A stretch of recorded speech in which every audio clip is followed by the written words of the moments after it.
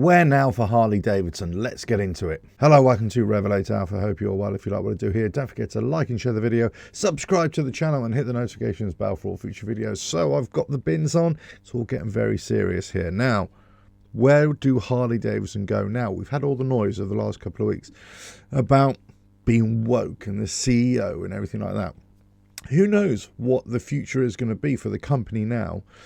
Will all this bad PR really affect the company and which direction they go in terms of the CEO, in terms of the policies that they have, but also in terms of the services and the products that they produce in the future or continue to produce? So here's what my thoughts are of the company and all the future of the company. The company have got to change the way that they do things. But it might be that the path that they're currently on is just completely wrong.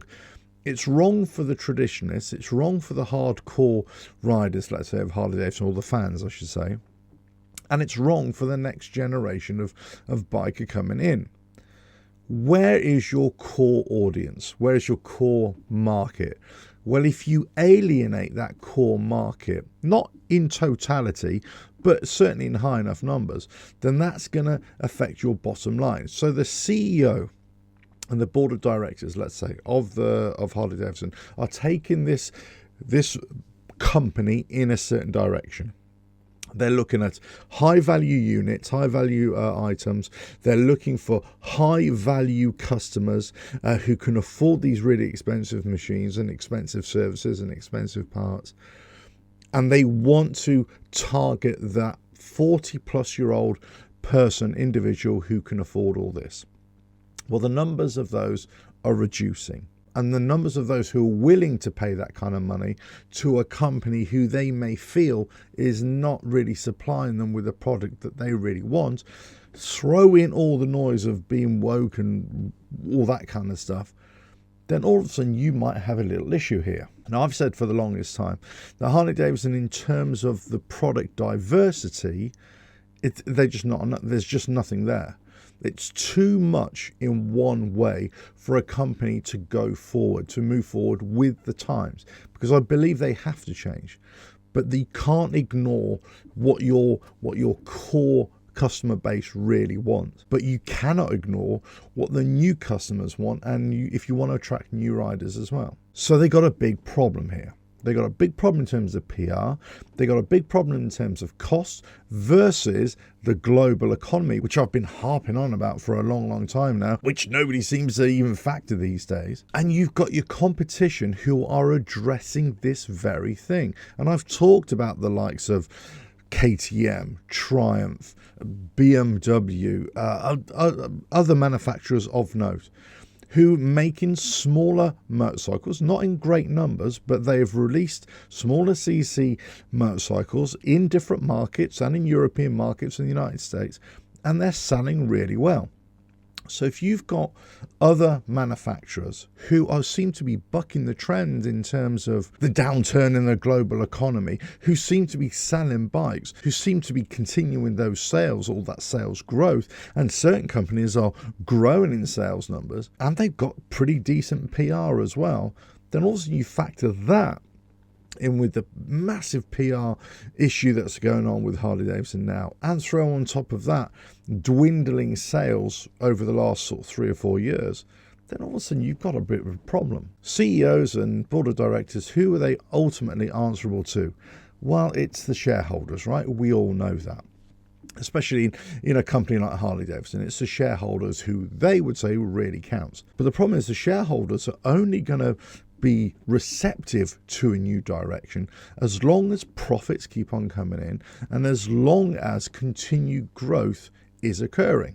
They can see in the next few years that their share price is going up, their dividends are healthy as well. So when you're talking about satisfying the shareholders, it's not just about the dividend that they're going to receive or the share price. It is about the overall health of the company, which directly affects share price and dividends in the future. So if you are leading your company in a direction where less and less people are buying your products, and your aim is to sell less products but at a higher profit margin, then ultimately your customer base is going to reduce and reduce. And whilst you're facing a global economic downturn and your competitors are bucking that trend by releasing smaller bikes, smaller CC bikes, and bringing in the next generation of rider, then all of a sudden you've got a big issue.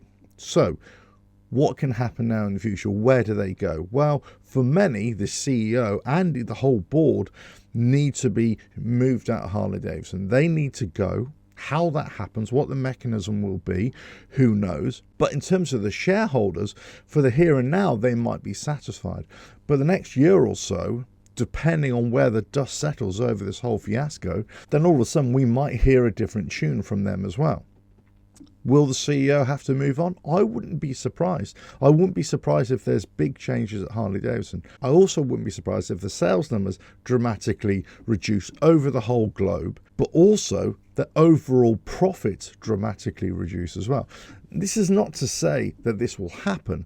What I'm saying is I would not be surprised. The opposite view of this is, well, all this bad PR, well, there's no such thing as bad PR. All PR is good PR. It maintains name recognition. It keeps the Harley Davidson name alive in the ether, as it were. People will soon forget about the woke ideology and all that kind of stuff because they all recognize that every company, every big global player acts like this anyway. Everybody is doing it. So Harley Davidson are not alone on that. And the products that you already own, the products that you will continue to buy, guess what? All those companies have these policies in place anyway. So you're not going to go and boycott every product just because they've got a certain policy. All you want is a product that you'll buy. Does it work? Does it suit your needs? Do you like it as a product? And are you going to use it? Yes. And if you want to upgrade that product, will you go back to the same company who delivered a good product? Yes.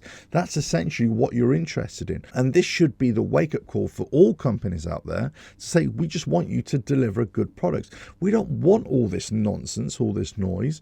We don't care about the politics of the world for you as a company and for me as a consumer. That relationship should be product is good. I want to buy it. Do we meet on price? That's where the issue is. And that's where Harley Davidson need to kind of readdress things now. They're not producing cheap bikes for the Western markets, whereas the likes of BMW, Triumph are. They don't have entry-level motorcycles. And the bulk of their bikes, the ones that sell the most, let's say, are the ones that are in the 25, 30, 35,000 pound dollar shekel mark and more. So how many people are buying them? How many people have money in their pocket or a good credit score to be able to go and buy these things? Well, yes, you would imagine people of my age who have got the money, yes, they might be able to do that. But how many will be doing it and within the same numbers? That's the key thing here. Which way do Harley Davidson go? Which models are they going to come out with in the future? And which motorcycles are they going to push for their biggest markets? The biggest markets are going to be, well, the United States and Canada, obviously, that's their biggest market. Then the second would be something like Europe. And then the third is probably going to be somewhere like Australia or somewhere like that. Those are the three biggest markets that I can tell right now. So who is going to buy these bikes? And what bikes are you going to produce for the existing riders, but the next riders coming through? The next riders coming through, one, may not even be interested in motorcycles, or two, might be more interested in electric bicycles or scooters or, whatever the case may be. So you've got to drag those people in off the street.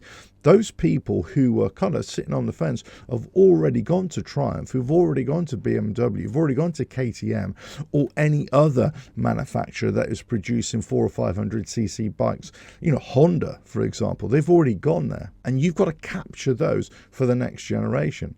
How are you going to do it? What sort of bikes are we going to see from Harley Davidson? Are we going to see those proper, true entry-level motorcycles in the market in Europe and also in the United States and Canada and elsewhere? Australia have already taken the lead in terms of entry-level bikes from Harley Davidson because they've allowed those X350 and X500s from China to be sold as well, but no other market has. So are we going to see a shift there? Are we going to see those bikes being pumped out at a £5,000 dollar shekel mark around the world as well. Are they going to release a lot more bikes with a Revolution Max engine and different size engines and different styles of bikes? Because if I had to say this is where Harley Davidson truly failed, it's with the Revolution Max engine bikes. They haven't really capitalized on what they had there, and they could have produced many more styles of motorcycles and at a cheaper price as well. So what's happening? Why aren't they doing it? Is it all down to the CEO and the board of directors say, we don't want to sell cheaper bikes? All we want to sell is the bigger bikes. Are they blinded by the bigger profit margin on a smaller number of units sold? Is that what they're thinking? That might be good for the here and now, but it might not be good for the next 20 years, next 15, 20 years. My age group is most likely going to be going for something like a Softail or something like a Bagger, something like that, if you're going to go for a brand new motorcycle, because most likely the plus 40, 50-year-olds are going to have the finances in place to be able to afford those bikes. I'm talking brand new. But how many of us are going to go and buy a brand new bike now as opposed to just dipping into the used bike market? This has got nothing to do with whether I like a Harley Davidson or not. It's actually a question of buying new versus second-hand. That's the big question here. And also buying second-hand from a dealership, a Harley Davidson dealership in this case, or going to another motorcycle seller or just a private seller as well. That's the big shift here. How do Harley Davidson address that? Do they have to bring out new Revolution Max engine bikes? Do they have to dramatically reduce the prices on all their bikes to kind of generate demand, to kind of meet any demand, and also to help fend off the global economic downturn? Which way do they go? Which way would you want Harley Davidson to go in? Or for that matter, for any motorcycle manufacturer? Should they sort of abandon this kind of electrification route where many of the motorcycle manufacturers have kind of put the brakes on a little bit and they're looking at alternative fuels and alternative engines as well? What about other manufacturers who have looked at the diversity of their product range and they're kind of investing in smaller engine motorcycles as well, not abandoning the signature motorcycles, of course, but they're still offering something else as well. And this is what Harley Davidson have repeatedly failed to do. Let us know your thoughts in the comments below. But which way do Harley Davidson go? Can they get over this whole PR disaster with the woke thing? Should they have come out and said something by now?